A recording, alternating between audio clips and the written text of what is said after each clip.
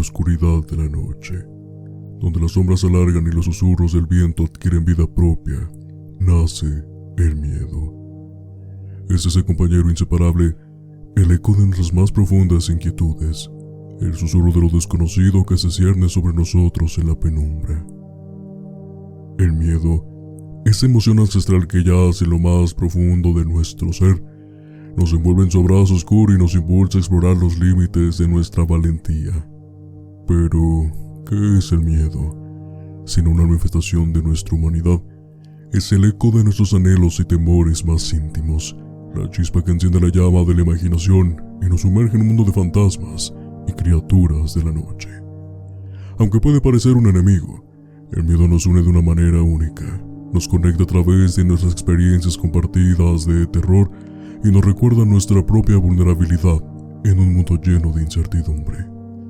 Bienvenidos a Miedos Nocturnos, un viaje a través de las sombras de la noche, donde exploraremos los rincones más oscuros de la mente humana y nos sumergiremos en las profundidades del miedo. Acompáñanos mientras desentrañamos los misterios de lo sobrenatural, compartimos historias de horror y nos sumergimos en el fascinante mundo de lo desconocido. Ricardo, buenas noches, ¿cómo estás? Buenas noches, amigo, muy bien. Muchas gracias por preguntar.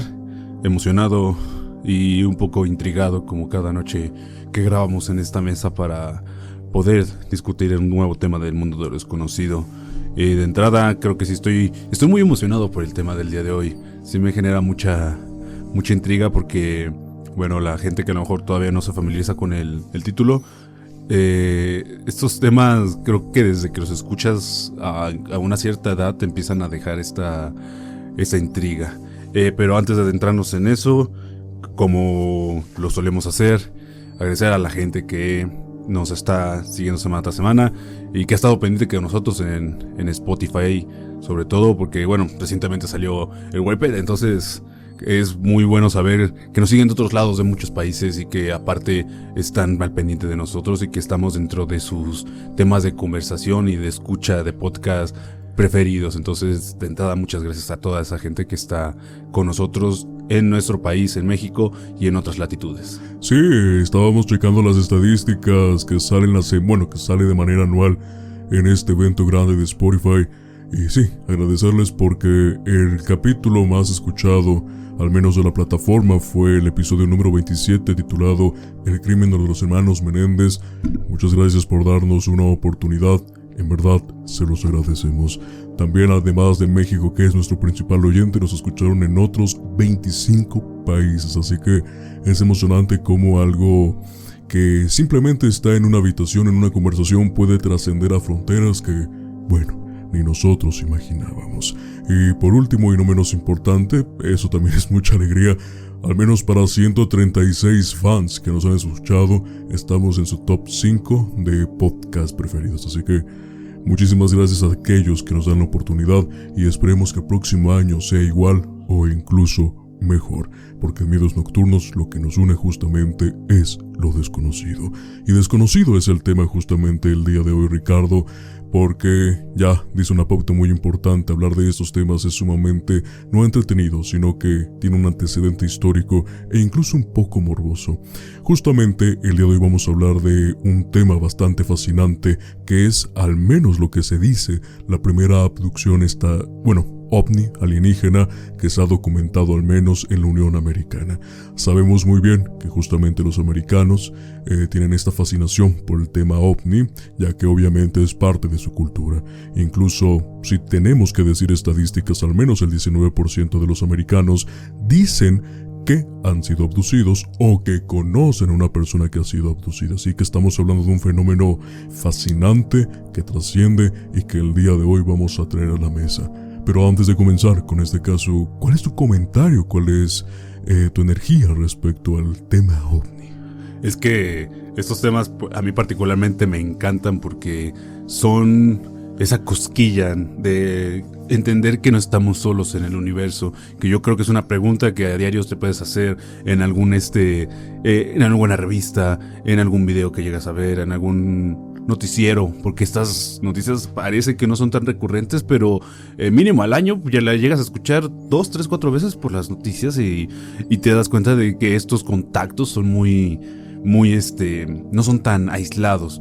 Mi energía es que es fascinante entender que no estamos solos. Los contactos de tercer tipo con nuestra sociedad, con nuestra civilización, los hacen mucho más intrigantes porque te queda la cosquilla y el cuchicheo de saber si fue verdad, no fue verdad, qué tan probable es que sí sea, ¿no? Y aparte de que hay muchas teorías alrededor de estas cuestiones del ovni, de los objetos voladores no identificados y de los contactos con extraterrestres. Entonces, por eso lo decía al principio, estoy emocionado con este capítulo porque casi no hemos platicado de estos temas y son muy, muy intrigantes y son fascinantes por sí solos. Sí, justamente para poder elegir el tema estaba, bueno, ya hemos hecho 35 episodios, ya hemos abordado asesinos seriales, cultos, conspiraciones y se me estaba olvidando algo muy importante que es parte de la cultura no solo americana, que sí, está arraigada, pero pues nos pasan a afectar de esta cosmoción.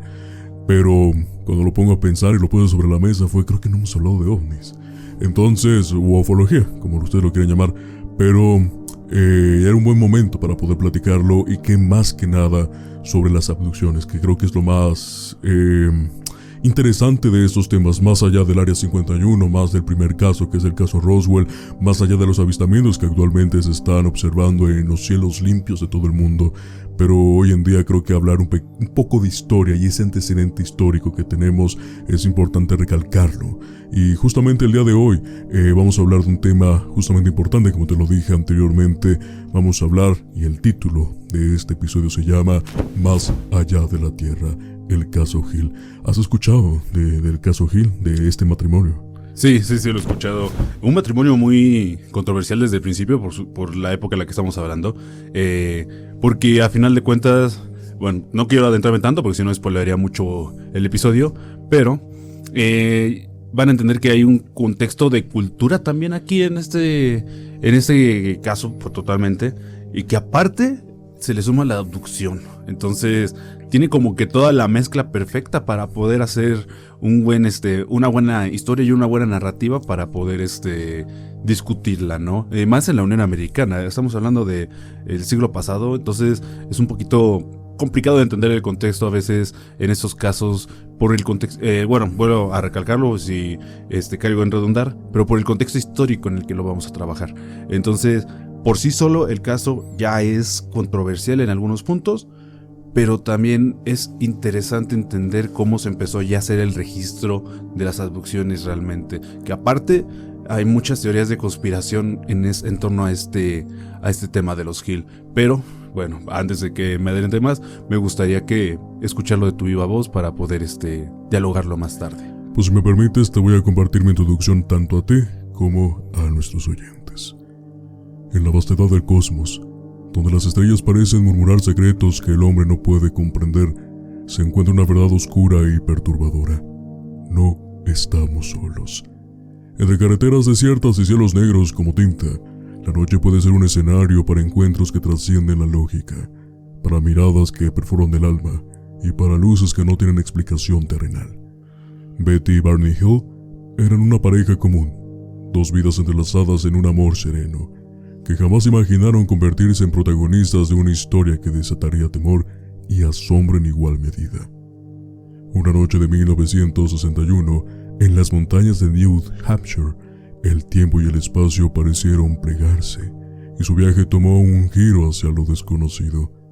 Lo que comenzó como un regreso tranquilo a casa terminó en fragmentos de memorias desgarradoras, en visiones de figuras de ojos negros y grandes que parecían observar desde un abismo insondable. Atrapados en un limbo entre la realidad y la pesadilla, los Hill se convirtieron en testigos de lo imposible, y su relato marcó el inicio de una era de avistamientos y abducciones que aún nos hace mirar al cielo con recelo. Esta noche, en Miedos Nocturnos, exploraremos uno de los casos más enigmáticos y espeluznantes de encuentros cercanos del cuarto tipo.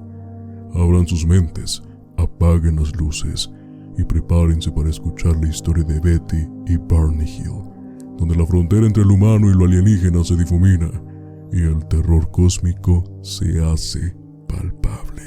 Antes de comenzar con todos los hechos que acontecieron, es importante, recalcar la vida de los Hill, como bien lo mencionas, un matrimonio poco usual para la época, y también saber por qué es intrigante que para una familia como ellos les haya pasado algo así y por qué en cierto punto es creíble. En septiembre de 1961, Steven Spielberg aún no podía soñar que, 15 años después, daría vida a Encuentros cercanos del tercer tipo, una obra que marcaría la historia del cine con su éxito arrollador.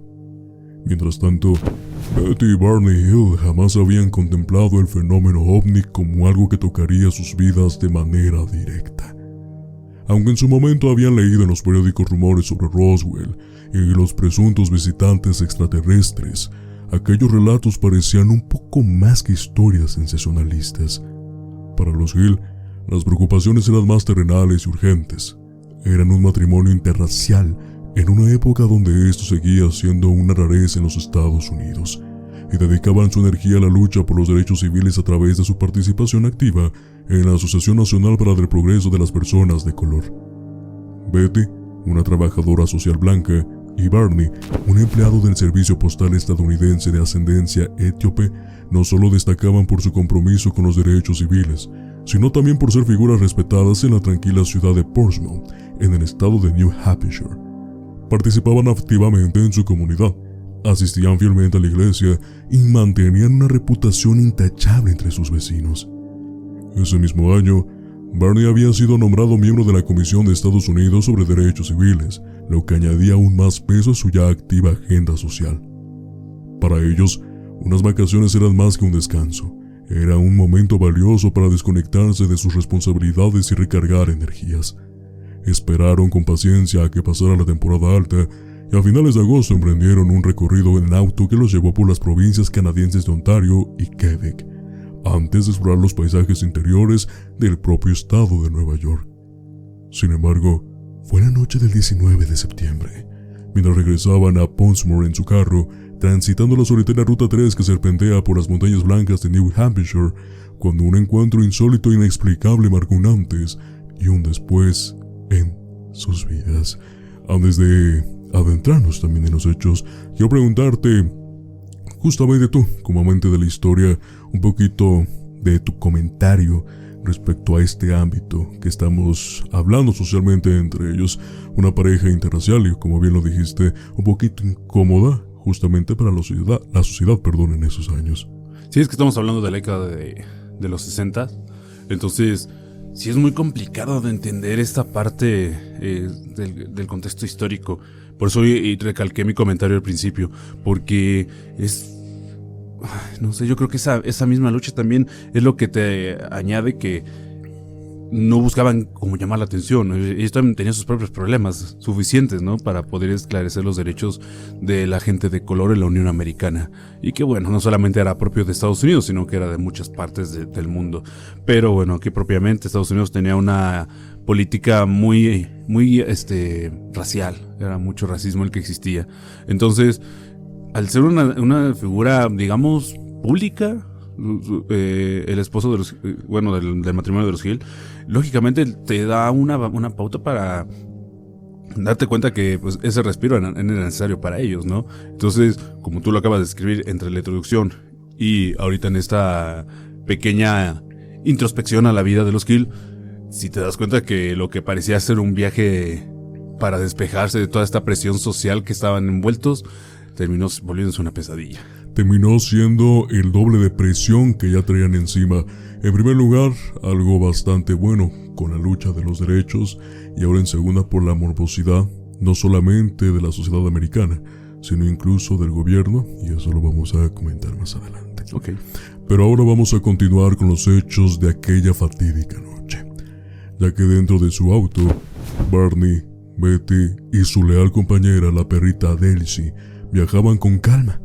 La noche era oscura y la ruta desierta. A la altura del pequeño pueblo de Groverton, sus miradas fueron atraídas por un punto brillante en el cielo, interrumpiendo la monotonía del trayecto. Al principio, pensaron que se trataba de una estrella fugaz, pero pronto notaron que su movimiento era inusual. En lugar de descender, aquel punto luminoso ascendía en el firmamento, deteniéndose en las proximidades de la luna, que mostraba una delicada curva en cuarto creciente. Intrigada, Betty sugirió que podría tratarse de un satélite artificial, uno de esos artefactos que habían comenzado a explorar el espacio hace apenas unos años. Convenció a Barney de que se detuviera el auto al costado de la ruta. De paso, aprovecharía para que Delcy pudiera estirarse y hacer sus necesidades. Al descender del vehículo, Betty tomó unos binoculares recién adquiridos y comenzó a observar. Barney, precavido como siempre, llevaba consigo una pistola, no porque le temiera a los ladrones de esa desolación, sino por la posible presencia de osos en la región. Betty siguió el extraño objeto de los binoculares. Su movimiento era errático y su brillo peculiar, emitiendo destellos multicolores. Barney, mientras tanto, permanecía atento a Delcy, restándole importancia a las luces.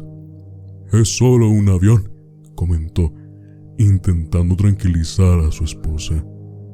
De vuelta del auto, retomaron su trayecto, aunque ahora a baja velocidad.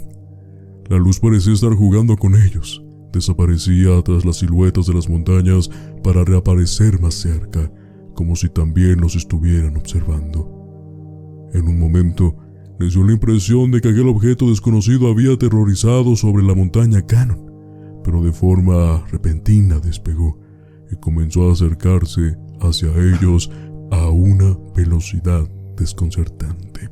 Realmente, esas vacaciones de la familia Hill, de la pareja Hill, suena como una historia escrita de ficción.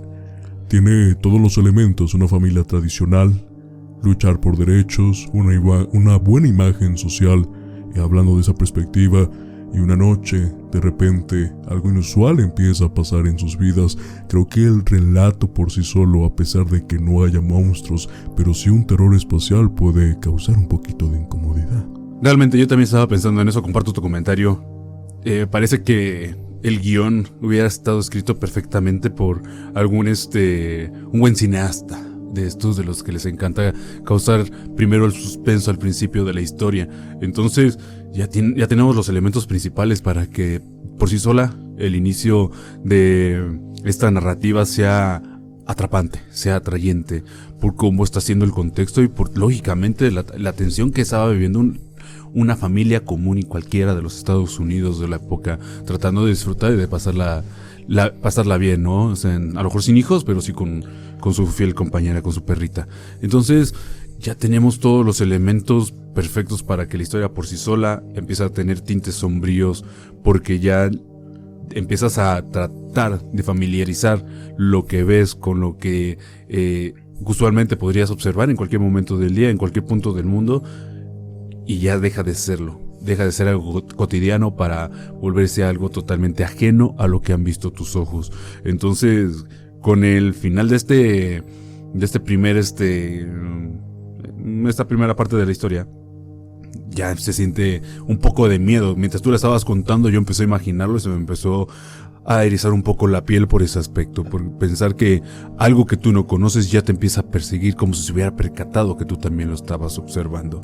Ya tenemos aquí el inicio de una historia que, si no solamente es aterradora, por un lado, es intrigante por saber qué es lo que viene, qué es lo que sigue, y eso creo que inclusive a la misma gente ya está atrapada con la misma. Pues efectivamente, continuando con la historia, se hace cada vez más perturbadora hasta el momento de llegar a perder la memoria. A poco más de 1 kilómetro de Indiana Head, un pequeño y silencioso pueblo, el punto luminoso que los había seguido durante kilómetros descendió súbitamente, posicionándose a unos 20 o 25 metros sobre el vehículo. La intensidad de la luz inundó todos los parabrisas, cegándolos casi por completo, llenando el aire de una tensión insoportable. Barney frenó bruscamente y paralizado entre el miedo y el desconcierto. Un impulso inexplicable lo obligó a salir del auto. Barney, con manos temblorosas, tomó los binoculares y dirigió su mirada hacia aquel objeto deslumbrante. Ante sus ojos se reveló una nave con forma de disco, con ventanillas a través de las cuales distinguió entre 8 y 11 figuras humanoides que, sin pronunciar palabra, parecían observarlos detenidamente. Barney sintió que aquellos seres comenzaban a operar un tablero lleno de instrumentos extraños. Uno de ellos, que permanecía inmóvil pero con una mirada fija e imponente, pareció comunicarse con él de manera telepática. Aunque no hubo palabras audibles, Barney escuchó claramente en su mente una orden perturbadora. Quédate donde estás y sigue mirando. Con el corazón desbocado, él y Betty permanecieron petrificados, incapaces de apartar la vista mientras la nave descendía aún más, situándose a apenas 15 metros sobre sus cabezas. Fue en ese instante que algo primitivo y visceral los impulsó a reaccionar. Como movidos por un acuerdo silencioso, ambos corrieron hacia el auto. Barney, con un grito cargado de terror, le advirtió a Betty: «Nos van a capturar». Subieron al coche y arrancaron a toda velocidad, mientras aquel objeto se mantenía suspendido sobre ellos, siguiéndolos como una sombra ineludible. Y entonces, de manera repentina, la nave desapareció en la oscuridad. El silencio de la carretera fue interrumpido por una serie de sonidos mecánicos que hicieron vibrar el auto, seguidos de un patrón rítmico de beeps. Después, un vacío absoluto. La noche quedó en un inquietante mutismo, dejando a Betty y Barney con más preguntas que respuestas y una sensación que no podrían borrar jamás. Vaya, creo que ya el relato simplemente, no con un contacto directo, pero sí con un avistamiento aparentemente muy cercano, creo que estamos ante la presencia, al parecer, de uno de los primeros casos documentados en la historia sobre un avistamiento real, incluso me atrevo a decir. Sí, de hecho, yo creo que en este punto de la historia no puedes inclusive hasta dudar un poco de cómo es por el año en que estamos tratándolo, ¿no? Hay que recordar, yo creo que mientras lo estás platicando me hace recordar algunas otras películas que llegué a ver de este tipo, y tiene a lo mejor esos tintes pero basados en esta narrativa, porque son de otros años, o sea, a final de cuentas no fueron tratados por el caso Roswell, sino fueron consecuencia posterior a este tipo de avistamientos. Entonces, a mi parecer, en mi propia perspectiva, no podría dudar un poco, porque a final de cuentas sí te da la sensación de que todo fue 100% verídico a lo mejor. Pero lógicamente queda ahí la intriga de qué se pudo documentar de más, ¿no? Porque generalmente el ser humano necesita evidencia fotográfica o videográfica para poder tomarlo como verídico. Pero de entrada yo creo que sí, ya la propia historia es inquietante. O sea, yo no me imagino sentir esa sensación y ese miedo de no poderte mover por estar frente a algo que no conoces, ¿no? Algo que ni siquiera puedes describir como algo que ya el hombre pudo realizar, que pudo construir. Entonces, es una sensación que a mí me está dejando un vacío en el estómago de wow. O sea, yo no hubiera podido reaccionar ante esa situación. O sea, yo hubiera quedado petrificado completamente. Entonces, ellos tuvieron una reacción primitiva, como tú lo acabas de decir, el instinto de supervivencia, que es súper nato de cualquier ser humano.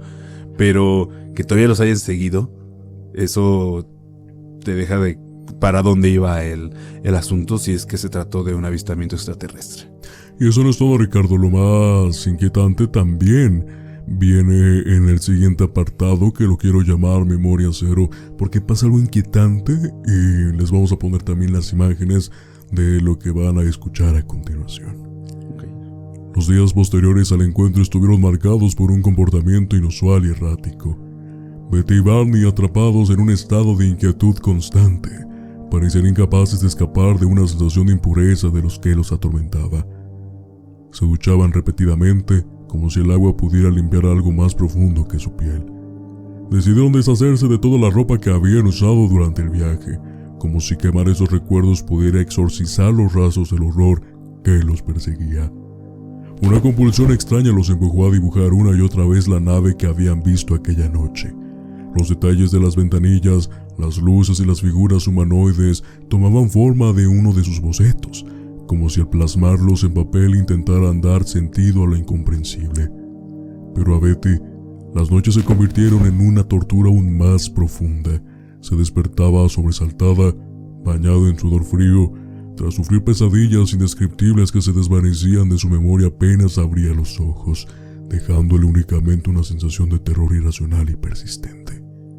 El encuentro había dejado una marca invisible pero imborrable en sus mentes, un eco de algo que no podían recordar del todo, pero que sentían con cada fibra de su ser.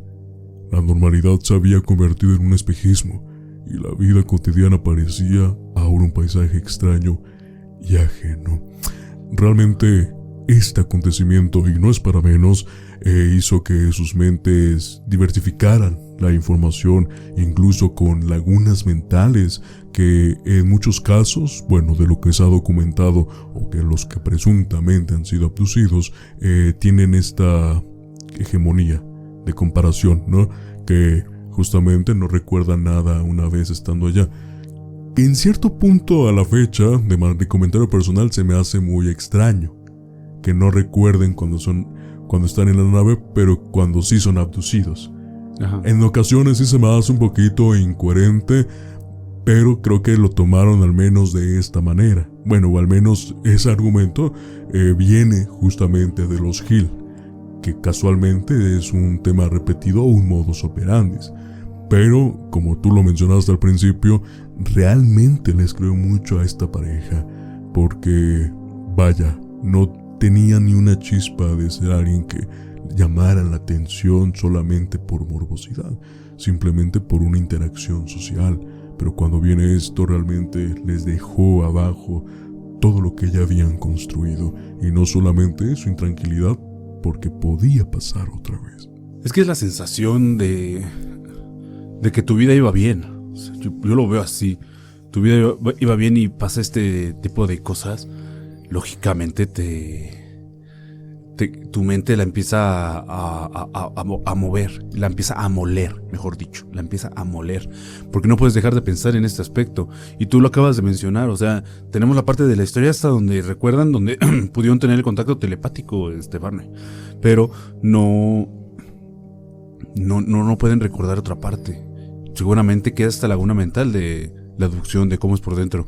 Sí, tú acabas de mencionar algo muy importante. Se hace extraño, o sea, voy por parte de lo que acabas de decir. Se hace extraño en el aspecto de que todos terminan olvidando cuando están dentro de las naves o cuando están siendo atrapados, abducidos. Pero a mí no se me hacen tan poco raro, porque, bueno, si yo fuera un ente de otra población y tuviera las herramientas y la capacidad para que puedas borrar esos recuerdos y no puedas pasar información importante que pudiste ver dentro de mi nave, yo haría, ¿no? O sea, entonces tiene como una cierta lógica y una cierta una contra, porque es, ok, sí, pero ¿qué viste adentro? Dame más detalles. No recuerdo nada. Sí, o por qué no borrar desde el momento de la abducción. Uh-huh. No sabes, entonces sí, tiene como un 50-50 en ese aspecto. Sí, yo creo que a lo mejor la opción la pueden respetar en el aspecto de que no es que no quiera que recuerdes todo, es que quiero que dejes una advertencia a tu población, a tu sociedad, a tu raza, de que no estás solo y que te puede pasar algo, o de que nosotros estamos viendo su proceder. Y es que esto da detalle a muchas teorías, o sea, esta parte da detalles a muchas teorías. ¿Te acuerdas cuando platicamos las teorías del fin del mundo? Claro. Cuando platicamos de que hay una de que somos una simulación creada por entes de otros planetas, ¿no? Que están en un auge que nosotros llamamos divino. Entonces, eso también nos orilla a que pueda ser posible relativamente que se le pueda tomar un poquito de creencia a esta teoría por esa parte, porque a lo mejor nada más vienen, te checan, cómo está la sociedad, ya vimos que van avanzando, van progresando, están evolucionando, aunque los dejamos en paz. Entonces puede ir por ese lado, yo lo pienso así, ¿no? Ahorita en este punto. Y yo creo que a lo mejor creerles, yo digo que no puedo mentir, no podrían mentir, porque tú lo acabas de mencionar, es una pareja que no te generaba problemas, o sea, no estaba buscando la atención del mundo por algo que causara conmoción, miedo, morbosidad, señalamientos, cuando tu lucha social era algo bien importante sobre los derechos, como para apañarla con un tipo de anécdota como de este tipo, ¿no? Entonces, tú lo acabas de repetir, tú lo acabas de decir, yo lo digo también. Yo creo que esta historia es de las más verídicas que podemos contar, porque no hay una sola pizca de que pudiera existir alguna paranoia de ellos dos, de a lo mejor de ser tener una persecución, o de que fueran no sé, ¿cómo se le llaman cuando son políticos, pero como fugitivos políticos, ¿no? O sea, como que estuvieran atrás de la política, ¿no? Ellos estaban en su lucha social de manera pacífica, tratando de ejercer los derechos sobre la sociedad afroamericana en Estados Unidos. Entonces, sí, o sea, sí les marcó la vida, sí les dañó la vida. Literalmente sí les dañó la vida. Pero creo que hasta quemar la ropa para olvidarte de eso te deja claro que no solamente dejó una marca de dudas, sino también un trauma muy fuerte. Tanto fue así, con el trauma ya establecido, que básicamente Betty tuvo que hacer algo de última instancia. No duró ni 3 días este trauma espacial para lo que te voy a comentar después. Okay. 3 días después del extraño encuentro, Betty decidió dar el primer paso hacia una explicación, llamando a la base Peace de la Fuerza Aérea para relatar lo ocurrido.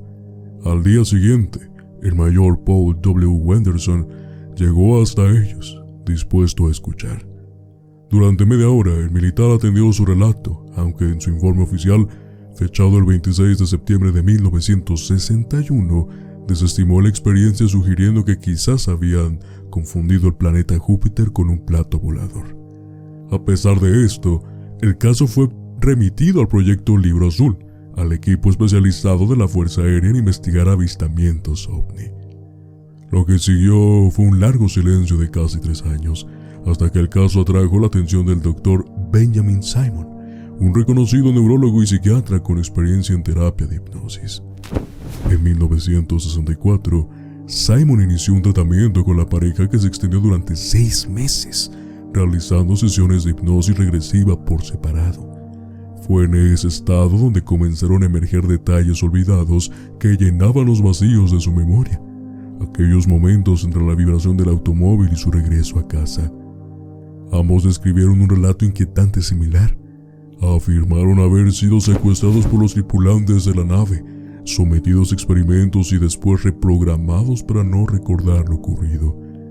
Betty y Barney coincidieron al describir a sus captores como seres de piel gris, de aproximadamente 1,5 metros de altura, con cabezas desproporcionadamente grandes en forma de pera invertida y ojos enormes que parecían penetrar en sus pensamientos. Según sus testimonios, los alienígenas se comunicaban telepáticamente, aunque en un punto, el que parecía liderar el grupo les habló en un inglés rudimentario. Betty afirmó que recibió información adicional del supuesto líder extraterrestre, suficiente para confeccionar un mapa estelar que señalaba el sistema binario Zeta Reticuli, a 39 años luz de la Tierra, como el origen de sus captores. Sin embargo, Simon concluyó que ambos sufrían de amnesia disociativa y que habían creado de manera inconsciente estos recuerdos para llenar el vacío que los perturbaba. Así, el caso quedó atrapado entre el misterio y la incredulidad, con una narrativa que marcó un antes y un después en el fenómeno OVNI y en los relatos de encuentros cercanos. Vaya, creo que este apartado también es muy importante. En primer lugar, haciendo mención de que realmente la Fuerza Aérea tomó parteaguas rápidamente en este caso, y en segundo, como un caso tan mediático obviamente tenía que ser atendido por una persona como Benjamin Simon, ¿no? Para poder rescatar algo tal vez de verdad o tal vez algo de morbosidad, que eso lo pongo muy presente porque lo vamos a ver más adelante, justamente por todo el show que se armó tiempo después, y no por culpa de la pareja, sino por el contexto en el que básicamente ya estaban atrapados. Sí, realmente sí.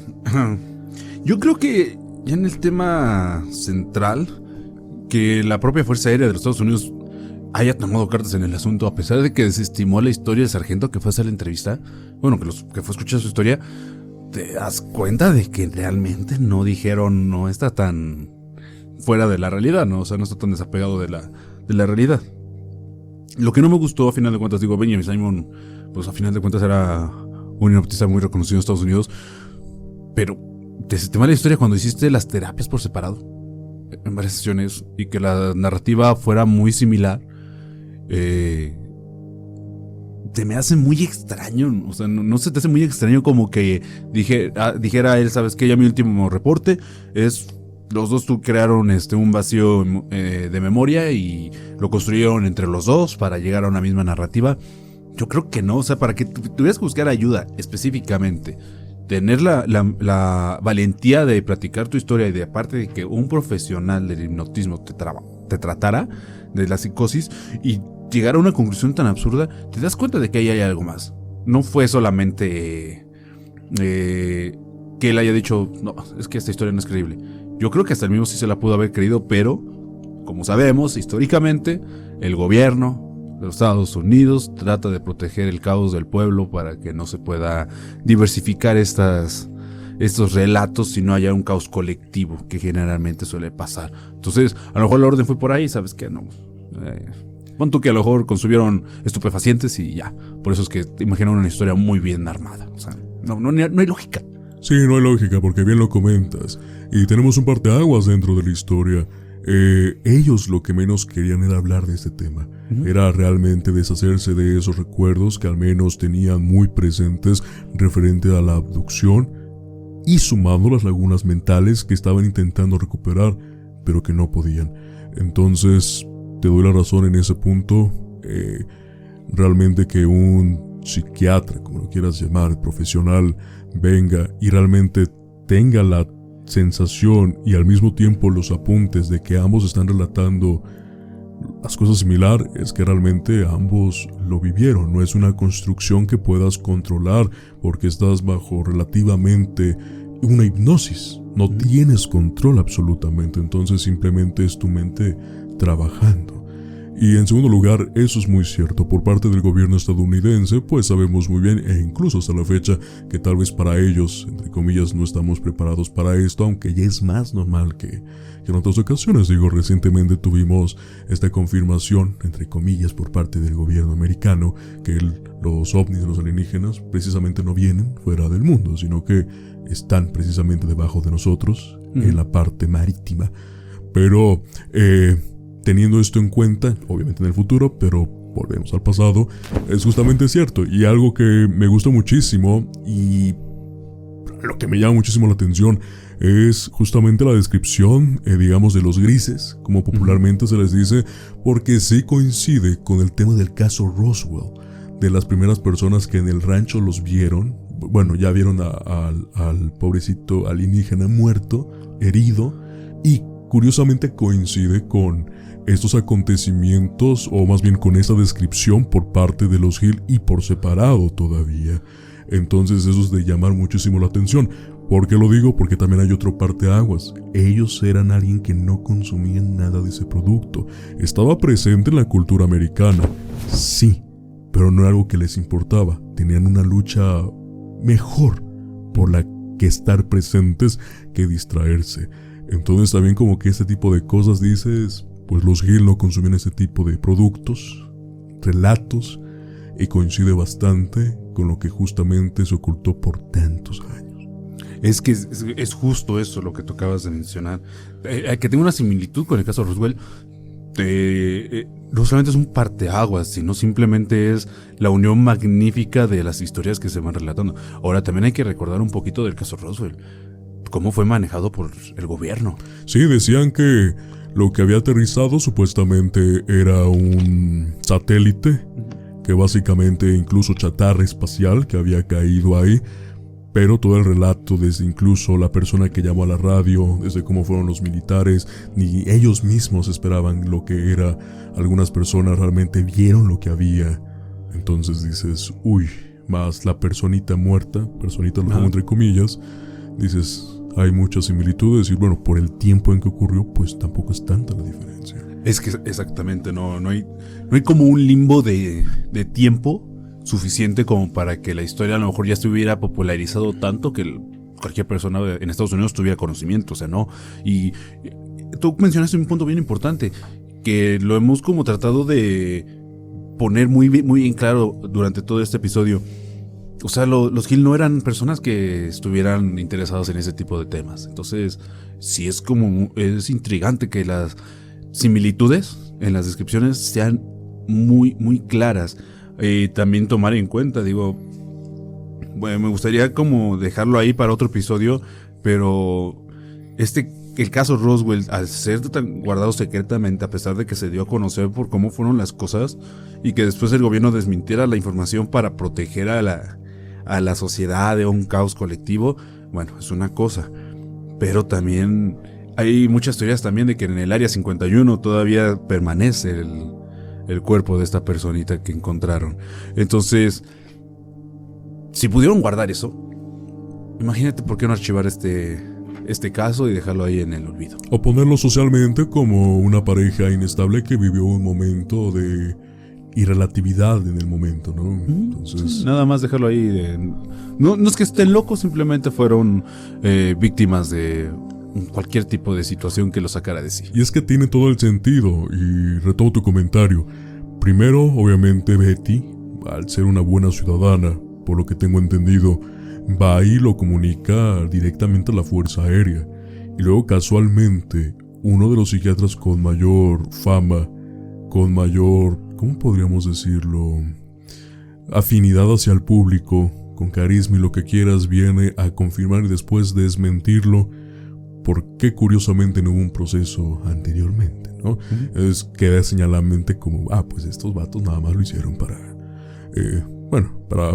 poner una mancha enorme en la familia en la pareja de los Hill, y sobre todo casi burlarse de ellos a una manera muy, muy drástica, justamente para poder desviar la atención y decir, es un caso más donde una familia clásica estadounidense pues está mintiendo. Sí, lo pones como si se tratara, no sé, yo creo que simplemente con que ellos quedaran como la víctima te viene haciendo victimario, ¿no? Entonces inviertes los papeles y es más sencillo para cualquier gobernante decir, déjale la culpa a ellos, están locos, bla, bla, y se acabó. O sea, entonces, sí, ya sabemos cómo funciona Estados Unidos y muchos gobiernos en el mundo funcionan así. Entonces, creo que no es de extrañarse. Pues para continuar con la historia, Ricardo, todavía queda mucho por platicar, pero sobre todo por lo mediático que fue. Todavía se empezó a popularizar cada año aún más. A pesar de sus esfuerzos para volver a una vida discreta y normal, el caso de Barney y Betty Hill pronto escapó de su control.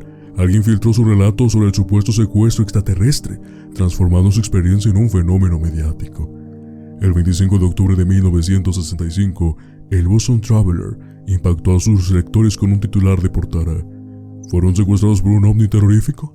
La historia captó la atención del público y el periodista John Luttrell, del mismo diario, logró obtener las notas de las sesiones hipnóticas realizadas por el Dr. Simon. Y hago un paréntesis, pues qué casualidad, ¿no? Que haya sido tan fácil poder prever esta información a un medio sensacionalista y sobre todo popular. Sí, bastante. A partir de ahí, el relato tomó una dimensión global. La agencia de noticias UPI adquirió el reportaje de Luttrell y lo contribuyó a medios de comunicación de todo el mundo, llevando la experiencia de los Hill más allá de las fronteras estadounidenses. Ante la avalancha de interés, Barney y Betty decidieron romper el silencio de forma oficial. En colaboración con el escéptico Dr. Simon y el escritor John G. Fuller, se embarcaron en la elaboración de un libro titulado The Interrupted Horner. Este trabajo no solo narró su experiencia en detalle, sino que también incluyó el controvertido mapa estelar del sistema Zeta Reticuli dibujado por Betty. El libro, publicado en 1966, se convirtió rápidamente en un bestseller. Fue mucho más que un simple testimonio, representó un hito cultural, popularizando los relatos de secuestros extraterrestres y estableciendo un precedente para la creciente obsesión mundial de los ovnis. Los Hill, sin buscarlo, se convirtieron en figuras emblemáticas de un fenómeno que trascendió su propia experiencia. Insisto, ¿no? Muy sospechoso que realmente toda esta información que se supone que debe ser meramente pues privada, y más si estás hablando con un psiquiatra, que se supone que también esa información no debe de ser extraoficial, pasan ese tipo de acontecimientos de una forma muy casual y te obliga pues básicamente ya a relatar las cosas como sean, por el único motivo de ya no perder más. Siento yo en un punto claro. Yo quisiera hacer un paréntesis, Manu, antes de adentrarme de nuevo con el tema. Es que estamos hablando de 1965 y yo me acordaba que estaba pasando algo muy fuerte en esos años. Entonces me tomé ahorita el atrevimiento de googlearlo rápido para poder tener contexto. Y había 3 acontecimientos bien importantes. En primera instancia estaba entrando a la presidencia Lyndon Johnson. Entonces, un presidente que fue muy controversial en su administración por todo el desastre que causó. Ahora me van a entender por qué. Primera, Martin Luther King Jr. estaba haciendo las marchas pacifistas sobre los derechos civiles en Selma, Alabama. O sea, te damos cuenta que estaba este show racial al máximo. Esta guerra social, ¿verdad? Justamente que relata aquí con Barney Hill, que justamente tal vez por años, incluso antes, movido por esas emociones y sentimientos de Martin Luther King. Entonces estamos hablando de que tenías a un líder pacifista sobre los derechos civiles de la comunidad afroamericana en Estados Unidos, que te causaba también una cierta cosquilla y una cierta inquietud porque sus ideas estaban moviéndose por todo Estados Unidos a una velocidad impresionante. Segundo, Estados Unidos estaba en guerra con Vietnam todavía y se intensificaron los ingresos, y dentro de la población americana no estaba muy bien visto esta guerra con los vietnamitas. Y tercero, estaban invadiendo República Dominicana. Entonces, si te das cuenta, o sea, ya nos puede responder un poquito la pregunta de por qué justamente se filtró la información. Sí, de una manera tan fácil, sencilla, con todas las probabilidades de no solamente ser morboso, sino realmente mover a toda la sociedad americana que tenía centrada su atención justamente en un tema social y en un desacuerdo con su propio gobierno, que categóricamente en los años posteriores no se vio como un cambio como tal, por ser autoritario, justamente, pero te dice que realmente la sociedad puede no estar de acuerdo contigo, y que más si tienes una distracción, no morbosa, insisto, pero que sí va a mover a mucha gente. Y ahora date cuenta, o sea, siempre lo hemos dicho y creo que esto no está ni siquiera ajeno de la sociedad latinoamericana. O sea, el que está en el poder puede mover todos los medios de comunicación a su antojo. Claro. Entonces, yo no dudo que a Simon le hayan dado una... Claro. Sí, una coartada para, ¿sabes qué? Saca tus notas, hazlas públicas, te voy a mandar a tal periodista de parte del New York Times. Filtrar. Filtrar. Bueno, filtras, pásalas por debajo de agua. Y que diga, de primera mano hemos obtenido, gracias a una persona infiltrada con el Dr. Simons, la información de la primera adopción registrada, y tenemos las notas y aquí se las vamos a poner. O sea, lógicamente no. Sí, tratas de jugar con algo que intentaste ocultar en años anteriores, pero que ahora, ante algo que tal vez se puede escapar de tus manos, utilizas eso que intentaste ocultar para distraerlo de tal vez algo mayor, como una guerra, como un movimiento racial, como una invasión. Entonces, tenemos ya la mezcla perfecta, exactamente. Tenemos la mezcla perfecta para que se pudiera dar a conocer la historia. Ahora, yo creo que los Hill no es que hayan querido aprovecharse ya del momento, no, definitivamente yo creo que no, pero dijeron, ok, ya se salió el morbo de control, ya se dio a conocer mi historia. ¿Qué podemos hacer? Sacar mi verdad. Sí.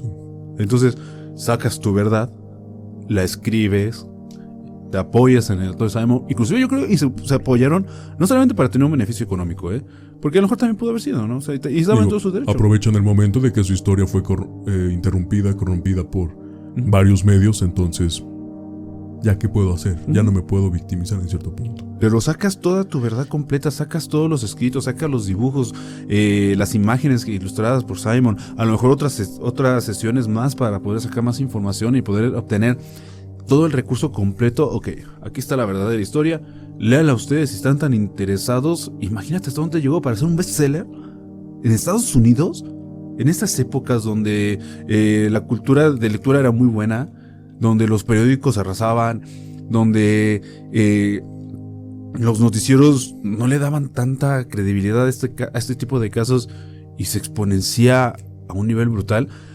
O sea, le diste mucho circo al pueblo, que lo aprovechó también, y ellos aprovecharon de eso, pero yo creo que no con el afán de obtener un beneficio económico, lo vuelvo a recalcar, sino simplemente, esta es mi verdad, conózcanla y dejen de juzgar. Sí, ya me lo mencionas, el caso fue en el 61. Casualmente estos acontecimientos, 3 en 1 en el mismo año, en el 65, ¿qué más te queda por hacer?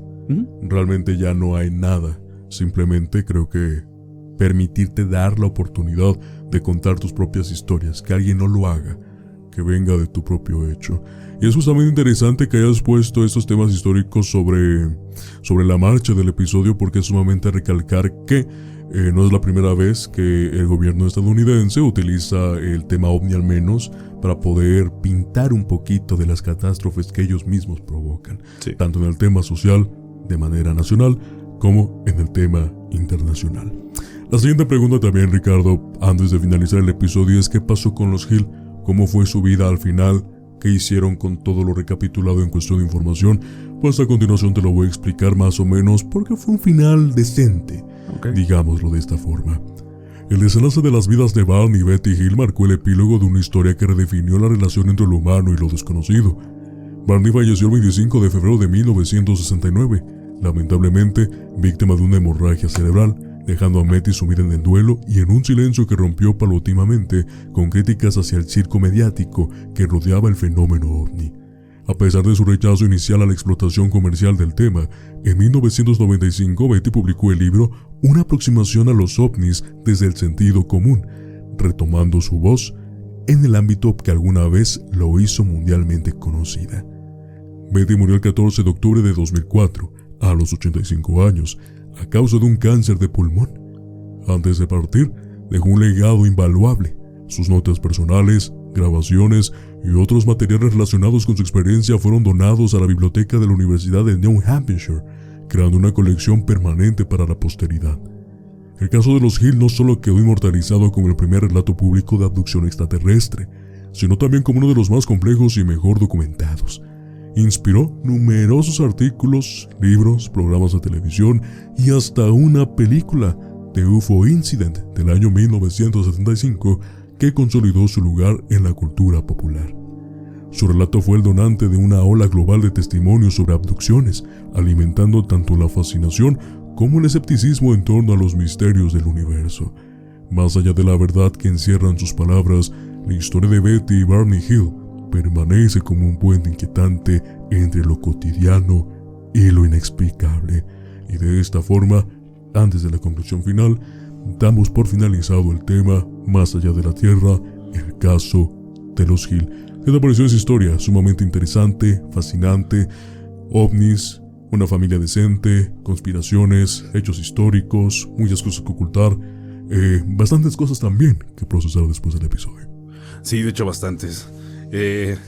No me agradó que muriera tan rápido Barney. Sí, fue muy rápido, lamentablemente. Sí, o sea, yo creo que también por ahí el estrés y sí, pues, lógicamente la presión que genera mediáticamente puede haber afectado mucho a su ritmo de vida.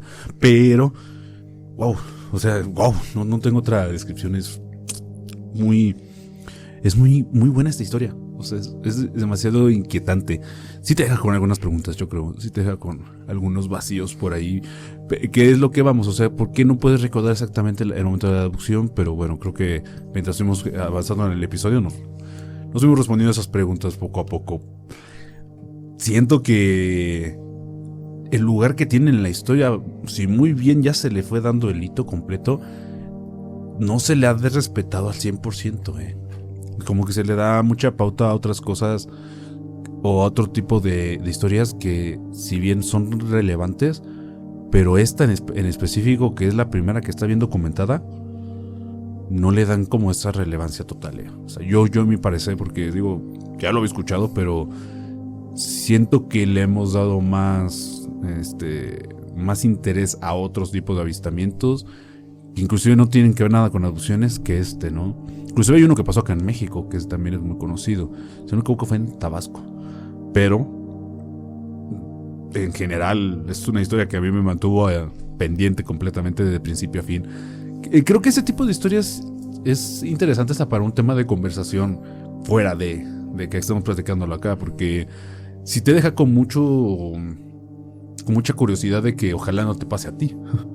O sea, digo, realmente es fascinante, te genera un cierto tipo de sensación de escepticismo también, es más que natural porque no lo hemos visto, pero también dices, preferiría que no me pase a mí porque si las consecuencias van a ser estas, mejor no gracias y muere, ¿no? O sea, yo creo que te deja como en Está bien a lo mejor querer conocer otro tipo de vida, pero creo que en este momento estoy muy bien y muy feliz así. O sea, creo que tenemos... Bueno, yo tengo esa sensación al menos, tengo esas dos sensaciones en este momento. Y ya para finalizar, ojalá la misma historia pueda darles un poquito más de lo que obtuvieron, ¿no? O sea, yo creo que sí necesita un poquito más de relevancia porque fue valiente sacar su verdad ante la presión mediática.